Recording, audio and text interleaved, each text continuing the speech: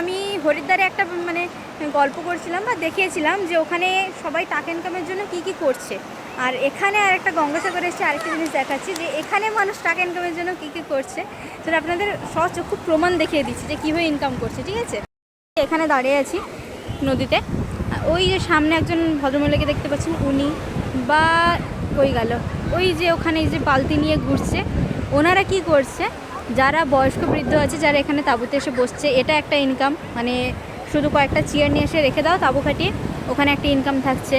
Plus এই যে যারা বয়স্ক বৃদ্ধরা আছে তারা যে যদি নদীতে স্নান করতে না যেতে পারে, তারা বালতিতে বালতিতে করে জল নিয়ে এসে তাদেরকে মানে জল ঢেলে স্নান করে দিচ্ছে, তো ওটা একটা ইনকাম যাচ্ছে। প্লাস এখানে এইরকম তাঁবু খাটিয়ে দিয়েছে, এটা চেঞ্জিং রুমের জন্য, এটা ইনকাম। মানে এইগুলো শুধু এক্সট্রা ইনকামই চলে যাচ্ছে, এগুলো না আছে কোনো ইনভেস্টমেন্ট, না আছে কিছু, জাস্ট কিছু মাথা খাটান দিয়ে ইনকাম করে নিন। মানে মানে হয় না শুধু আমরাই কিছু পাই না, বলে একটা কথায় বাঙালি সব পারে।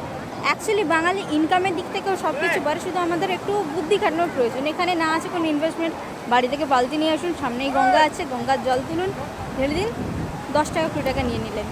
আবার বাড়ি থেকে 2-3টে চেয়ার নিয়ে আসুন, রেখে দিলেন, ওখানেও ইনকাম। বলে না যে শুধু ইনকাম করে একটা মোটিভ থাকা দরকার, বাকি কিভাবে হবে না হবে হয়ে যাবে।